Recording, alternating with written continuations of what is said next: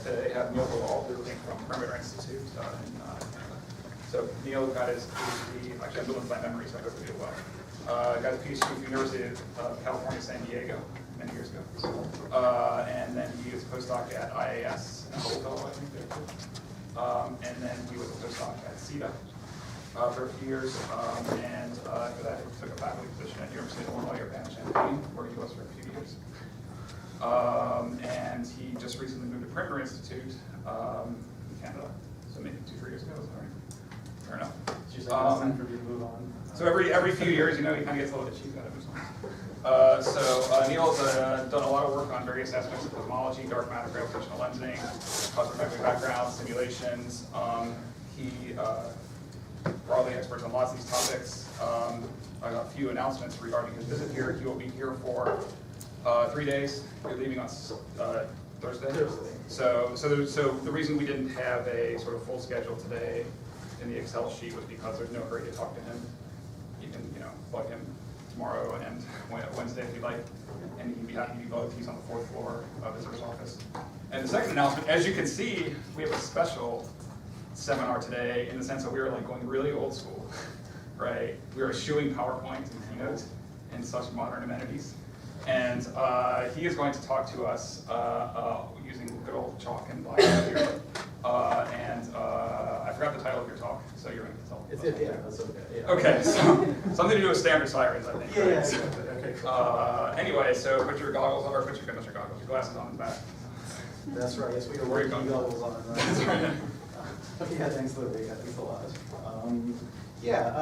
So today I thought I would tell you guys about some work I did a while ago involving gravitational-wave standard sirens, as they're called. So this talk is going to be super informal and laid back. Okay, and so feel free therefore to stop me anytime with questions or complaints or anything. Okay, so good. So the context for this talk will be the famous H0 tension, which has been just consuming the field of cosmology for the past few years. It'll never die. So you guys have probably heard lots about this already. But in case you're not yet sick of hearing about H0 tension, I'll just briefly remind you about some of the current details. Okay. So to remind you, so what's happening is that we have these two different measurements of the Hubble parameter, H0, they come from different methods. These two different measurements disagree at something like the 5 sigma level for now. Okay, so the first method, is based off of observations of the sound horizon of the photon baryon perturbations. Okay, so this is based off the sound horizon. RS. This is measured, primarily using either the cosmic microwave background or also the baryon acoustic oscillation feature, the galaxy two-point function. And this method gives, H0, something of the order of 67 or 68 kilometers per second per megaparsec. Okay. The other, the discrepant method is more based off of local observations. Basically, type 1a supernovae that have been calibrated using local Cepheids. So I'll write that as supernova plus Cepheids. And these appear to give systematically larger values for this Hubble constant. So something more like 73 to 74. Okay. So these numbers, of course, seem very close. This difference seems quite tiny compared to the previous historical fights of 50 versus 100. Okay. Nevertheless, though, the error bars on these measurements are now so tiny that this discrepancy appears to be quite significant. Okay. So papers are quoting something like 5 sigma. Okay, so what does this mean, this discrepancy? Well, it means either that, so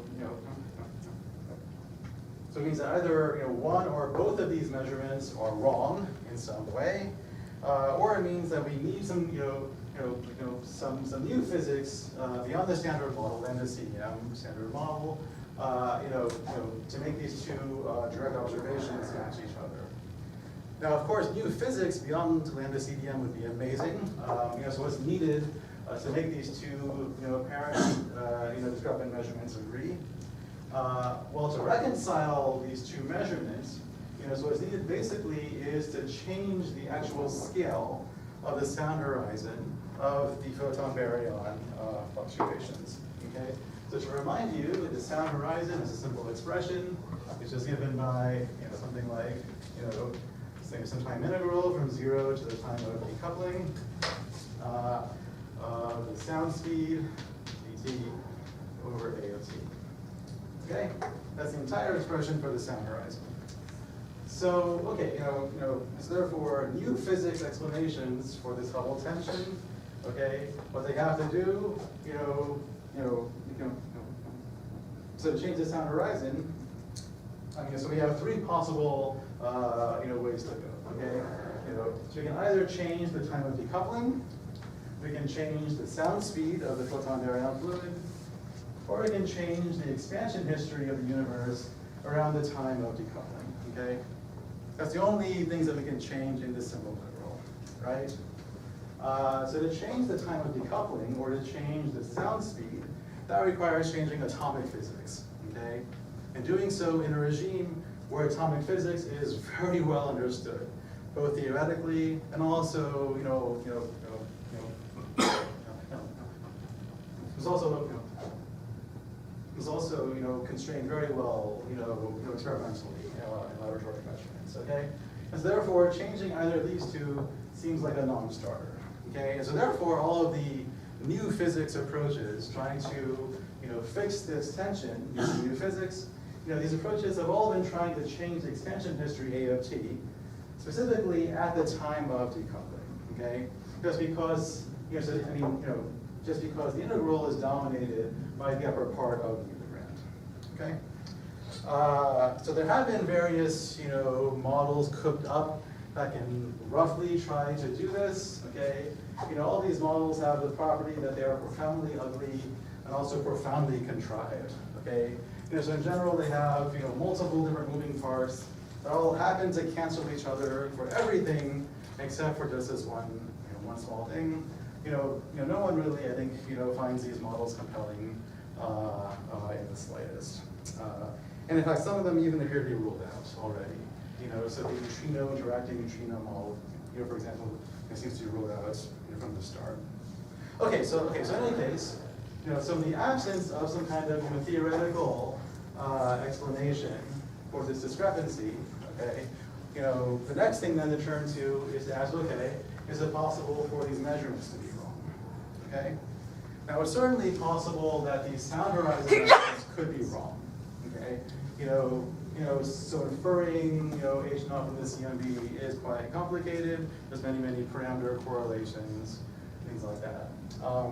But it is worth noting, that this H naught from the sound horizon is derived using two completely independent methods, right? So we can derive it using either CMB or using BAO independent of the CMB. Okay, so we have these two completely independent ways of getting H naught from the sound horizon.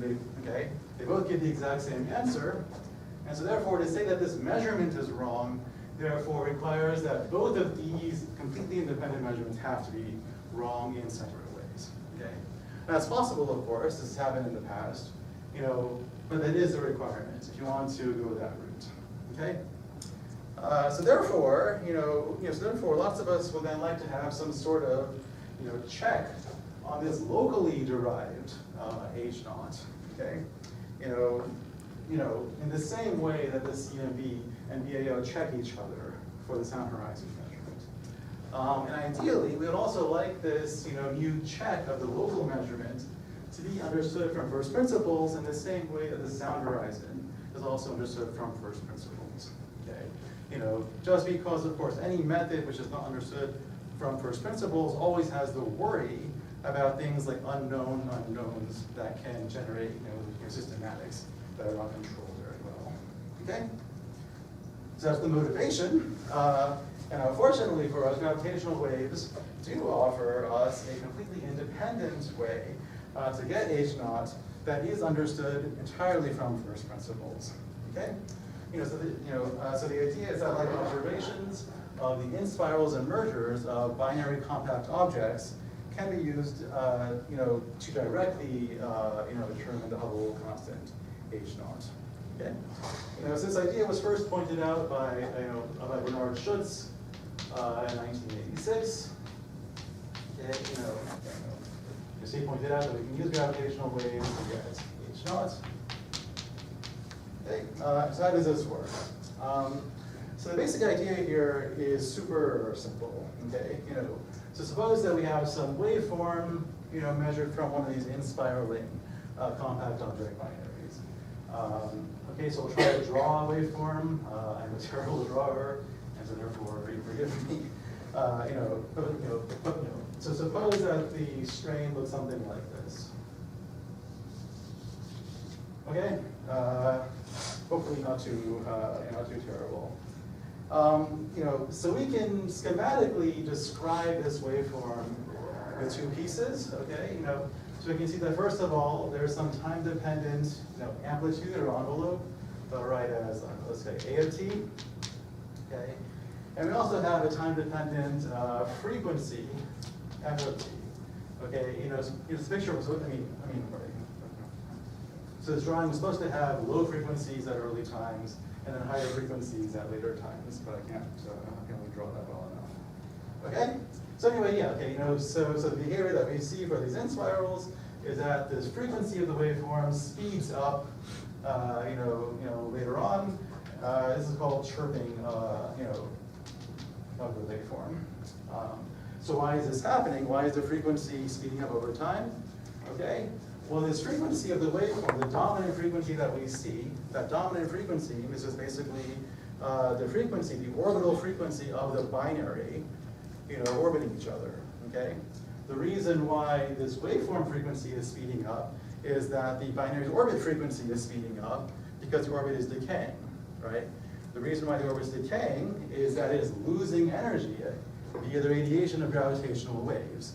The exact same gravitational waves that we're seeing here, okay? So therefore, the chirping of the frequency, the evolution of the waveform frequency, that tells us the total power being emitted in gravitational waves, okay, luminosity, right? The amplitude that we see, that tells us the brightness in gravitational waves. And so therefore, comparing luminosity to brightness gives us, distance, okay? So L and brightness, okay? This tells us a distance, specifically tells us the luminosity distance to that source. This is an absolute distance measurement in centimeters, okay? It is key to stress that this is an absolutely calibrated distance. There's no kind of external calibration needed, okay? The waveform by itself just directly tells us this distance in centimeters, okay? All by itself, nothing else is needed, okay? So so these waveforms, these inspirals, therefore, absolutely calibrated standard candles, okay? People have called them standard sirens because these frequencies are more like audio frequencies instead of optical frequencies. It's a stupid name, but it's and so I'll help propagate the stupid name. Right. So the key point is that we get absolute distance, okay, in like centimeters. Centimeters or like megaparsecs, whatever your favorite unit is. Okay. And astronomy, of course, this is amazing because normally it's like impossible to get absolute distances to actual sources, normally. Okay. Okay, so that sounds great. Unfortunately, however, though, this distance by itself is not enough to tell us the Hubble constant H0. Okay, so to get the Hubble constant, we need both the distance, okay, but also we need the redshift for this source to map out the distance redshift relation to get H0. And unfortunately, the waveform by itself cannot tell us the redshift. This follows just because, one way to see this is that Einstein's relativity is scale-free, and so therefore, it's therefore impossible to measure the redshift independently for the scales of the mass. Okay. Question. Yeah. when you say that gives the luminosity distance, do you mean that's the raster frame pattern or raster frame? It's the luminosity distance the same way that we measure a luminosity distance to like a supernova or something. Right? Yeah, no. So it accounts for like the time dilation, You the cannot fact do that that time for supernova without knowing the calibration. yeah. So here I'm wondering, when you do this for, say these patterns, is this a raster frame pattern or is this a redshifting? Does redshift make a difference when you measure? Yeah, the redshift does make a difference in such a way that it's impossible to determine the redshift. Okay, so the redshifts always enter in the combination of 1 plus z times masses. And there's no way to, there's no way in relativity to distinguish these two. I guess my question is, this redshift is just a scale factor here. Mm-hmm. So the pattern, the structure itself, is that sufficient? Without knowing the redshift, is that sufficient to completely determine DR? That is correct. That is correct. I can get DL without knowing anything about the redshift. That is correct. So it's based only on the structure. So if the curve is shaped, stretched, it doesn't matter. That's right, yes. If I change the redshift, I can stretch this out, okay? But I can still determine DL independent of whatever I assume about what this redshift is. Okay. Yeah. In some ways it's a benefit, in some ways it's a hindrance, because it would be great if we could also get the redshift directly from the waveform. We can't though, unfortunately. At least for black hole mergers, So people have thought that perhaps if we look at mergers where physics besides gravity is important, okay, so for example things like neutron star mergers where tidal effects can be important, then perhaps the tidal effects can break the scale invariance that will be present for gravity only, and thereby maybe constrain the redshift. But so far, these tidal effects in the BNS mergers have not really been detected because they tend to happen at very high frequencies. So in that case, can you just tell me what is the number you are measuring from this wave pattern? Yeah, so the quantities that you measure are this redshifted chirp mass, it's called, okay? The luminosity distance. If you have polarization sensitivity, you can also measure things like the, things like the inclination of the binary. Is it edge on, face on? From the timing of the signal, it tells you the location on the sky, things like this. Like the phase at merger, you can also measure pretty well. So we're talking about a redshifted mass. Unfortunately, all we can get in GR are redshifted masses. That's right, because GR is scale free. That's correct. Right. Yeah, okay. Which again is the key point. It would be great if we could separately measure these two things from each other. Okay. But the problem though is that for black hole systems at least, for gravity only mergers, there's nothing you can do to separate this. Okay? Okay, good. So that's the conundrum. Okay? So we need some other way to get the redshift besides that's the gravitational wave measurements themselves. Okay, so how do we do that? All right, so the most obvious way to get the redshift is to find some counterpart for your merger event. Okay? So for example, something like something like an electromagnetic counterpart to your merger event. And the most famous example of this is the famous, event GW 1708-17 from a few years ago. Okay, this event associated gamma ray burst at the same time, called GRB 1708-17. Okay, so people measured a spectrum for this optical EM source. From the spectrum, you can measure the redshift directly.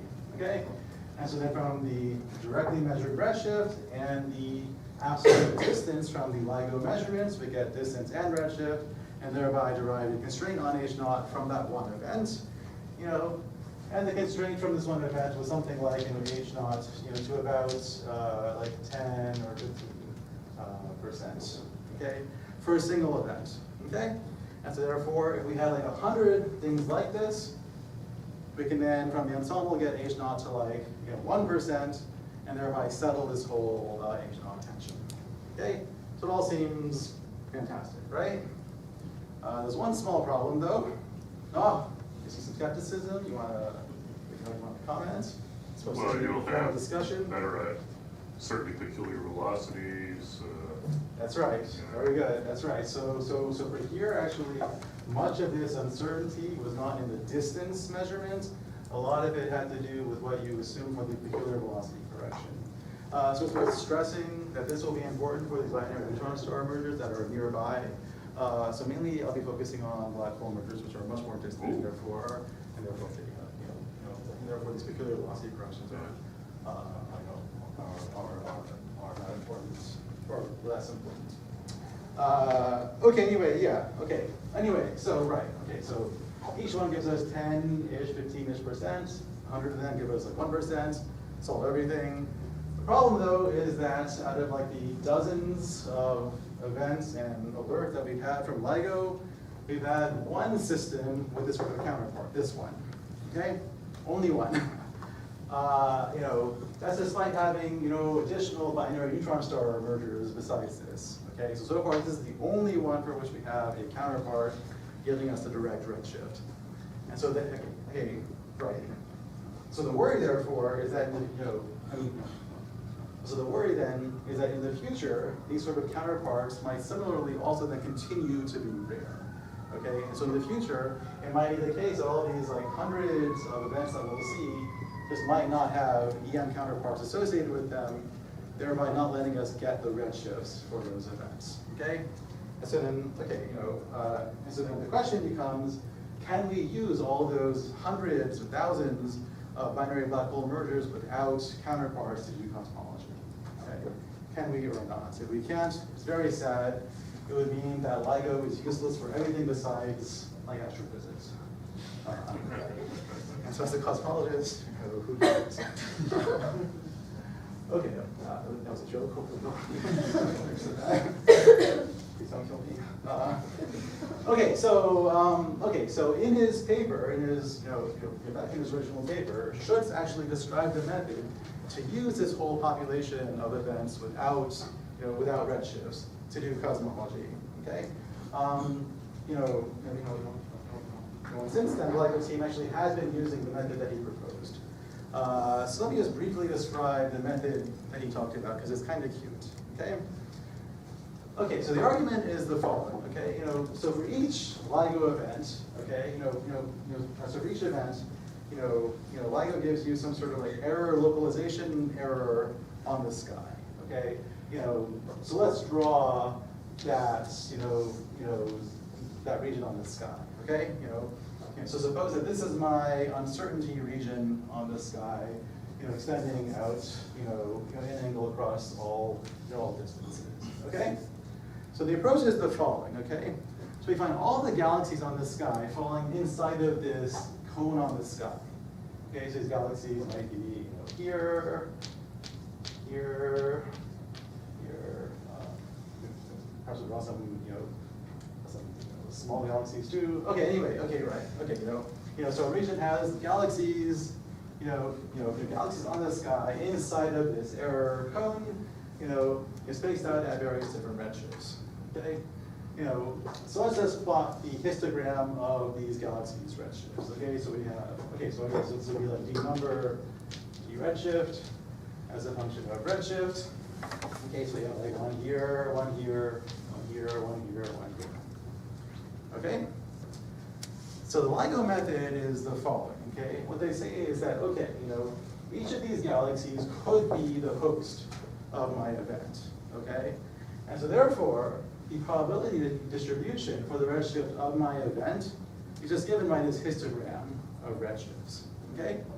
And so therefore, what I do then just is to relabel this axis from being a histogram to being a probability distribution for the redshift of my LIGO event. Okay? Now if I knew the actual redshift, okay, that redshift combined with my distance uncertainty then gives me my uncertainty on the Hubble constant, right? Okay? So all I'm doing just is to convolve this with my distance uncertainty, okay? And so similarly here, now if I have multiple candidate redshifts, same argument applies. All I do just is to convolve this with my distance uncertainty PDF, okay? This is my convolution, now it looks more like this. Okay? And so now instead of dPEZ, now I have a probability distribution for H naught. Okay, where this is now H naught. All right? So this is my posterior, likelihood for H naught given this event, given the galaxies on the sky near it. Okay? That's for one event.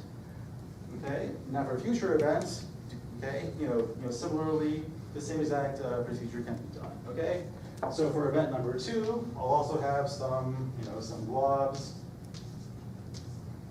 They should always be similar heights or whatever. Okay, and so on and so on. Okay. So then in the end, to combine these events, all I do just is to put together all these different posteriors. Okay. So in the product, you can see that there will be 2 distinct pieces. Okay.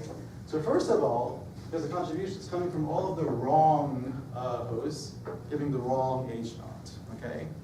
All these wrong H naughts are at like random places along this range, okay? And so therefore, so therefore this population of the wrong galaxies, when multiplied together, the product will look something like some very smooth, like schmear, as a function of redshift. Okay? That's for all the wrong hosts. For all the right hosts, let's say that this is the right host. Okay? So for all the right hosts, they're all giving you H naught peaks, blobs, at about the same place as each other. And so therefore in the product, they then reinforce each other. Okay? So all of the correct true hosts, they give me a second feature, a narrow peak at the right H naught.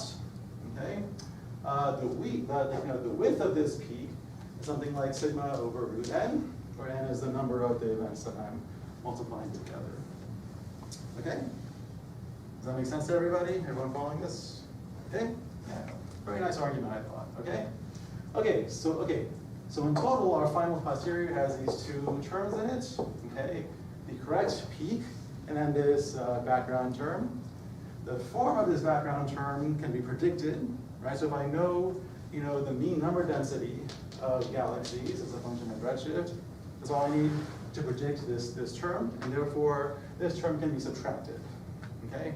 So therefore, this method does give me an unbiased measurement of H naught, okay? Without ever needing any actual redshifts for the actual events, okay? Just purely statistically, okay? Is there like clumping factors or anything that needs to be taken into account when you're calculating this? Like, one region of the sky is like more dense than another region of the sky. Yeah, good idea. Keep that in mind for about 2 minutes. Okay.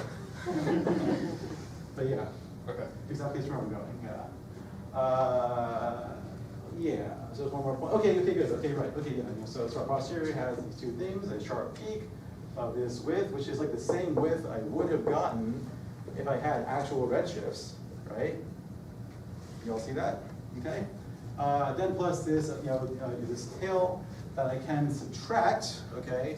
So therefore, the H naught I derive is not biased by this, but the Poisson fluctuations in this will generate noise on top of this sigma over root n noise. Okay. And so since we have many other galaxies per localization volume, this amplitude actually can be quite large compared to this amplitude. And so therefore, H's Poisson fluctuations can dominate over this noise. Okay? Okay, so that's the idea, okay? As that's the approach that the Schutz, paper advocated, that's the approach that the Ligo team is using. How well do you have to localize for this to have any hope of working? You couldn't do the whole sky, right? I mean, the noise would, if you had no idea where you're going to look for pi. Good. So the amplitude of this piece compared to this piece, okay, the one number controlling that is the number of wrong galaxies per volume. Right. And that number can be enormous, yeah. Because your little chalk diagram looks like about 10 degrees or something, but maybe that was just schematic, but. That's right, but actually, for the future, we are hoping for things like, 10 degrees radius, even down to maybe even like 1 degree. That's my question, yeah, thanks. Yeah. Okay, but good. Keep those numbers in mind because they'll be important later on. Okay, so anyway, so this is the approach being used by these gravitational wave people. Okay, not cosmologists, gravitational wave people. And they're different than the astrophysics people. Yeah. You're right, I shouldn't be, the problem in the world is all this division. Exactly. And here I am just feeding into it. One night in America, and already it's happening. Does this assume that our catalog of galaxies is 100% complete? Oh, fantastic, okay. Yes, you're on point. Okay, good. Yes, this does assume that you're complete. That's something that they worry about, and I'll show you why. But it is something that they are really worried about. And they should be using this method, but this method isn't good. Okay, anyway, okay, good. So this is the approach used by the gravitational wave community. Now for cosmologists, what they're doing sounds very familiar and comfortable. Okay, so the method basically involves just finding galaxies that are near other objects, right? That amounts just to counting pairs, okay? And pair count is like our bread and butter in large scale structure, okay? Counting pairs, that's how we measure correlation functions, okay? So their procedure sounds kind of like just measuring a cross correlation between LIGO events and galaxies, okay? So to be precise, okay, so for example, the number of pairs on average, well, n pairs, okay, between between gravitational wave events and galaxies, okay, this number of pairs is something like the mean number density of gravitational wave sources, the mean number density of galaxies, and then it's written as 1 plus a correlation function. Xc, is function of norm, let's say. Okay. Now to measure a correlation function, in cosmology what we do is that for every single, let's say, gravitational wave source, we count the galaxies around it, okay? Measure some excess number of pairs around that source, okay? Call that Ci for the ith event, okay? And then to measure a global 2-point function for the whole population, we combine events just by averaging their correlation functions. Okay, so therefore the total correlation function might look something like 1 over n times the sum over all of the events of each of their individual correlation functions. Okay? Is this angular? Yeah, it doesn't really matter. So here I guess think about it in terms of r or theta. It doesn't really matter. Sorry, what is 2D? So again, 2D or 3D doesn't really matter for this purpose. Yeah.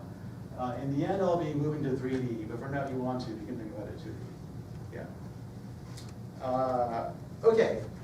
So normally, this is how we measure, 2-point clustering, right? Okay. As we average these pair counts. What the LIGO team is doing is a bit different. Okay. They're combining events not by adding together these things, but instead by multiplying them. Okay. So their approach instead is more like the product over all the events of 1 plus Ci, right? Because they're multiplying together the pair counts. Okay. And so this product is not the same as the sum. Okay. Okay. Right. So it seems similar, but it is different. But one important point to note, though, that was raised before, is that the localization error volumes are large. Okay, and so typically, so the transverse uncertainty might, the transverse uncertainty might be like tens of degrees. corresponding to like tens or even hundreds of megaparsecs in the transverse direction. Similarly, the radial uncertainty is also tens or hundreds of megaparsecs. Okay, look at, so therefore the uncertainty volume you can think of, something like, tens to hundreds of megaparsecs in each direction, okay? In line of sight and also transverse, okay? These are very large scales, right? Okay, so scales of tens, hundreds of megaparsecs, those are scales out in the linear regime of structure formation. And so what that means is that all correlations like these are all small on these scales, okay? So therefore, on the relevant scales allowed by my localization uncertainty, all these, all these C's, they're all small. Okay, so C is less than 1 in magnitude, okay? And so in that limit, you can see now that this product is the same as the sum, right? Something, okay, right? So we just write this out to leading order. This is 1 plus the sum over all of them of Ci plus higher order terms, right? Okay, so therefore their approach actually is equivalent just to doing a standard 2-point correlation function, okay? They don't realize it, but it is equivalent. I guess, maybe I'm missing, I probably missed something. You get a luminosity distance already, and we know the Hubble constant can't be 50 or 100. So you really don't have this huge, you really only care about the things, you want to know whether the Hubble constant is 67 or 73. That's right. So why do you have these huge candidate galaxies? Why don't you restrict the analysis to galaxies and redshifts and fairly restricted? Yeah, so I could restrict down to my prior range. I have to be careful not to, not to apply the prior multiple times. Right. I could. See. None of that changes my argument here. Okay, so it doesn't reduce the noise much, is what Yeah. you're saying. Okay. And in the observations, we do more of a targeted, okay, these are the galaxies within You the are distance anyway. that we think. Yeah, you could take a could pretty be broad range, okay. When we're looking for the counterparts. Yeah, we have tens to hundreds of megaparsecs, and that's well, delta V it could be. Okay. In the radial direction, you might, well, no, even there, I think there's no real good way to get down to sublinear scales. Yeah, no, I get you. Okay, that's the key thing, okay? We're only probing, scales over which the density variations are all small and therefore linear, okay? Okay, good. Okay, so my point is that this, LIGO approach is in fact equivalent just to measuring a standard 2-point correlation function. One small difference, though, is that they're only measuring the 2-point function at 0 lag, okay? They're not measuring it for all pairs of all galaxies everywhere. They're only finding it for the pairs inside of the error cone, which means it's 0 lag once I smooth out the LIGO source position with, with this, with this localization uncertainty. Okay. Okay. So therefore, their approach is basically measuring a 2-point function, but only as part of it, the part at 0 lag. Okay. And that's good. Okay. The reason why it's good is that it's easy to see that in fact using the 2-point correlation function has to be nearly optimal for getting H0 from these LIGO events. Okay. And the reason again is that once again we are working on these scales for which the fluctuations in galaxies, fluctuations in LIGO count are all linear. Okay. Because they're linear, therefore they're also nearly Gaussian distributed. Okay. So we know from the CMB that density fluctuations in the linear regime are almost perfectly Gaussian distributed. And for Gaussian random fields, all the information in the field is encoded in the set of 2-point functions. Okay? So therefore, the best you can ever hope to do, using these LIGO events and also using galaxies, is to analyze the set of 2-point functions. Okay? The optimal analysis has to use the 2-point functions. And therefore, it's lucky for them that their method happens to basically, basically be equivalent to measuring a 2-point function. Okay, just fortuitously. Okay, so yeah, okay, good. Okay, so the point is that the optimal approach necessarily will use the 2-point function, but the full 2-point function, not just the 0 lag 2-point function. Okay, so let me make that a little bit more explicit. Okay.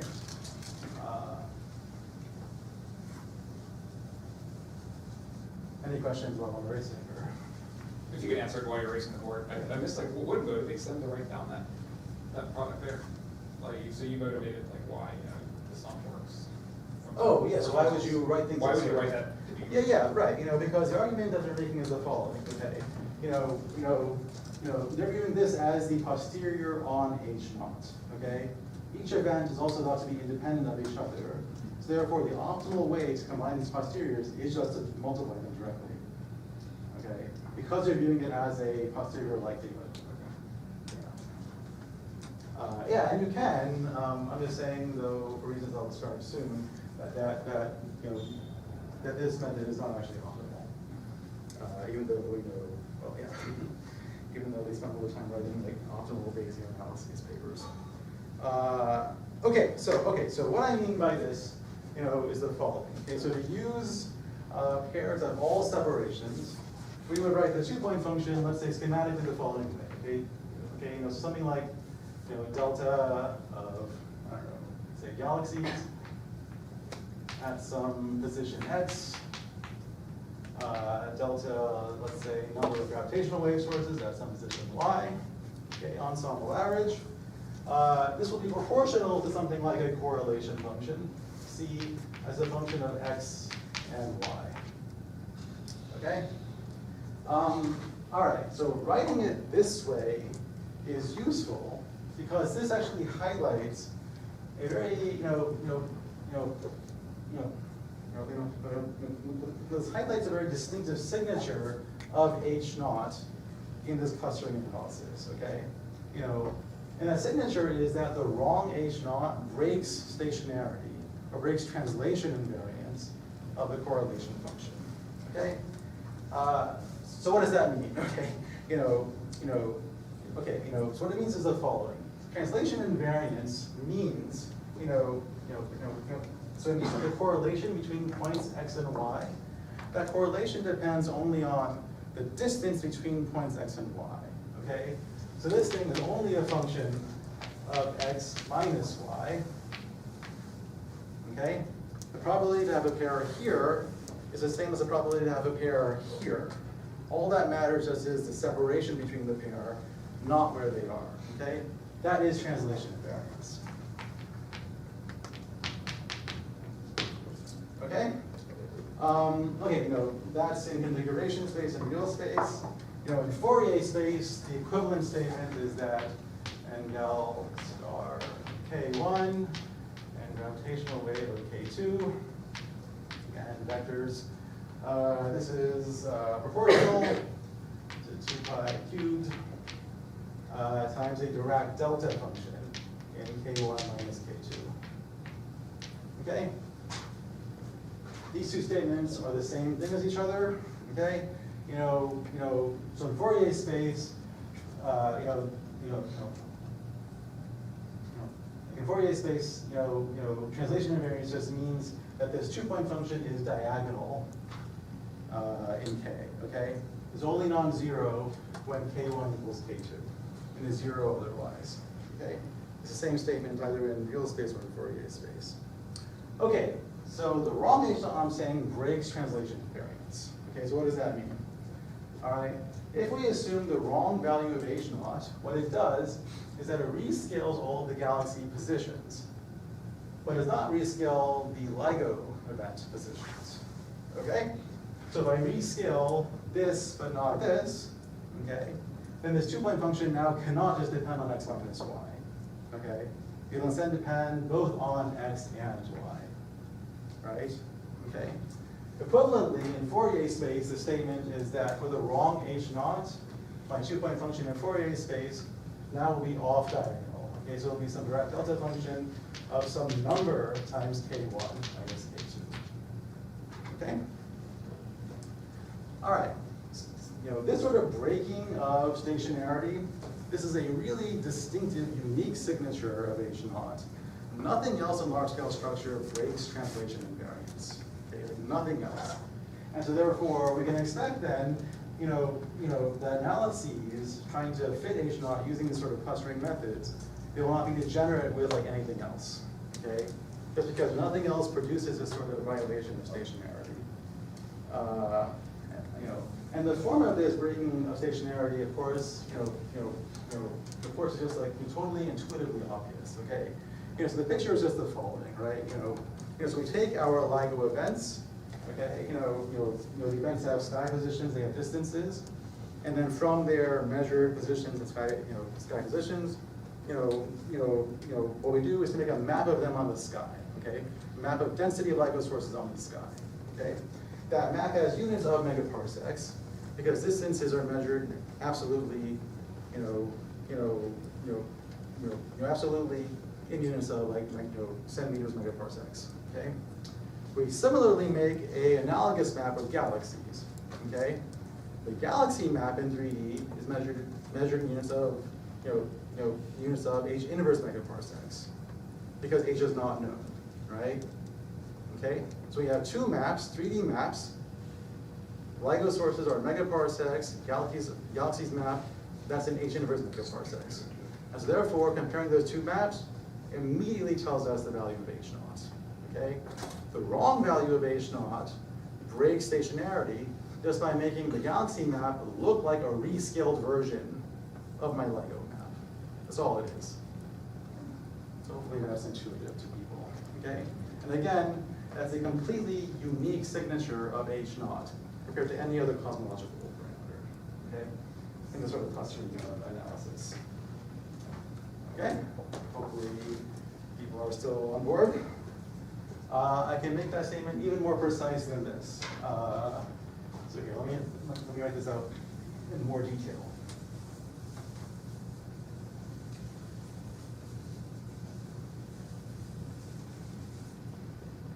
Okay, so more completely, let me write the 2-point correlation the following way. Okay, so the number of gravitational wave sources at some k1, number of galaxies at some k2. Okay, I'll write this again as get this 2 pi cubed, Dirac delta, k1 minus k2. Okay, times some, kind of like dimensionless, call it power spectrum, call it p cross. Okay, where this p cross can, in all generality, written the following way. Okay, so this is the mean number density of, let's say, galaxies, mean number density of gravitational wave sources, okay, times some other p, like the matter power spectrum, okay, and then plus a Poisson p since it's called gravitational wave. Okay, and then multiplied by some smoothing kernels having to do with my localization uncertainty. Okay, so let me just unpack these pieces, okay? So these n bars, that's just the mean number density of galaxies, the mean number density of LIGO sources, okay? Is p is like some, is p is like some like matter power spectrum, something like that. This f is the fraction of my LIGO events whose sources are in the galaxy sample that I'm correlating with, okay? And so if my galaxy sample is complete, this f is 1. If it's not complete, it's less than 1. It can be 0. Doesn't matter, okay? These w's, okay, these w's correspond to my localization errors, okay? So in Fourier space, how they look is the following. So if I plot w versus k, okay, so on large scales, I locate w, w equals 1, okay? And then on scales approaching, 1 over, let's say, my uncertainty in position, and this w then, falls off, it falls off approaching 0, okay? So think of this w as some like low-pass filter, throwing away the information that I've lost by not having precise positions. Okay? Okay, so that's the form of my 2-point function, in Fourier space. Okay, so in real space, it's very similar. So all I do is just the Fourier transform of everything. And so my p's turn into correlation functions, c's. My constant here becomes a Dirac delta function, r equals 0. And these multiplications turn into convolutions. Okay, but otherwise it's the exact same thing. Okay, so the point I wanted to make though was the following, okay? So this constant piece called the Poisson piece, okay? This is the part coming from the actual host galaxies of the LIGO events, okay? The actual hosts, okay? So this is the piece that the LIGO analysis is focusing on, right? This piece comes from galaxy clustering, the fact that galaxies cluster with each other, they correlate with each other, okay? Okay, so we can ask, which of these pieces is bigger? Which is more important, okay? So you can see that the ratio of this term compared to this term, okay, that ratio is just something like P times the number density of galaxies, n gal, okay? You know, just this divided by this, okay? Okay, so n gal, that's just, you know, okay, well, 1 over n gal is the noise on measuring the power spectrum. So therefore, this product, this is just the signal to noise of measuring the galaxy power spectrum. And as you may know, the galaxy power spectrum is in fact measured with a very high signal to noise, okay? So therefore, this piece is actually much, much larger than this piece, all right? And the current LIGO analysis is using just this Poisson piece alone, okay? And so therefore, what they're doing, therefore, very obviously, is highly suboptimal, okay? So clearly, so clearly we can do much better for H0 just by using the full set of galaxy correlations, not just r equals 0, okay? The very quick calculation suggests, so a quick calculation suggests that doing the full thing, should give an H0 measurement, an H0 measurement of around 5% after about a year or so, using the current Hanford Livingston Virgo array. Okay, so therefore we're very promising like all day. With like how many sources, with how many detected events? So using the current We're rate using the number current, okay. yeah, Which is 10 or 12 or something. a border like a border like once per week or so. Okay, I'm almost out of time. I'm actually slower than I thought I would. Okay, let me just make some more brief points. Okay, so the statement about the relative importance of these two terms, that statement depends on your localization error. Okay, so what that what that means is the following. All right, so if we plot these two terms, okay, as a function of scale, what they look like is the following. Okay, so P, P has some like normal galaxy power spectrum shape. Okay, the constant term is just this 1 over n. Okay, this sort of shape. Okay, both of these power spectra get killed by these smoothing functions coming from my localization uncertainty. Okay, so both of them. Okay, right. So both these get killed at some k. Okay, so let's call it here. Let's say. Okay. So the relative importance of these two terms is set by this ratio on the scale where they're being killed. Okay? So what happens if I shrink my localization errors? Okay? If I make them small enough, then I move this killing location to smaller and smaller scales until eventually, okay, this flat Poisson piece beats out the actual correlated piece. Okay?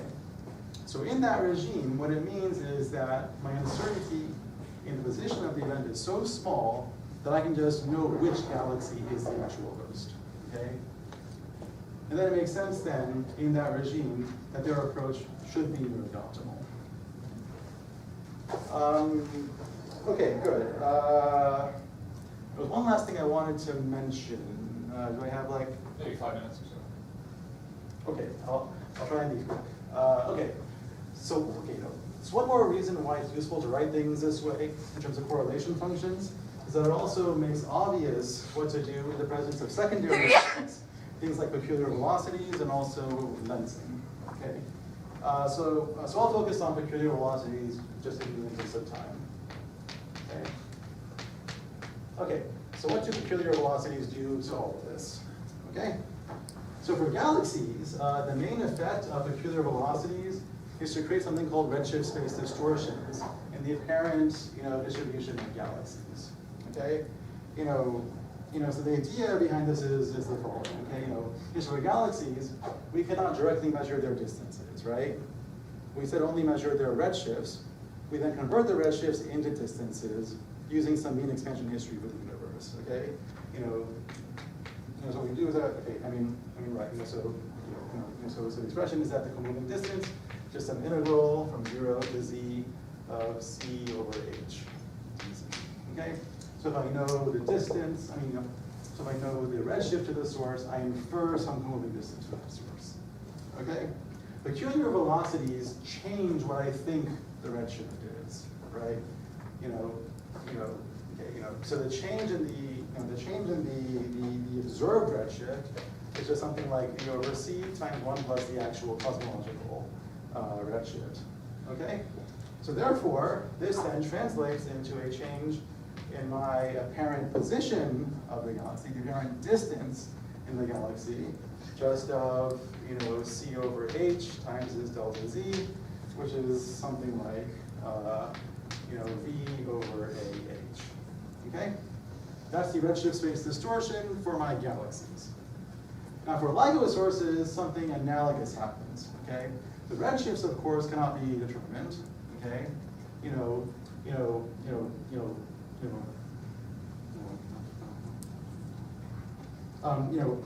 but even though the Doppler shifts cannot be determined, a similar effect that arises is beaming of the waveform.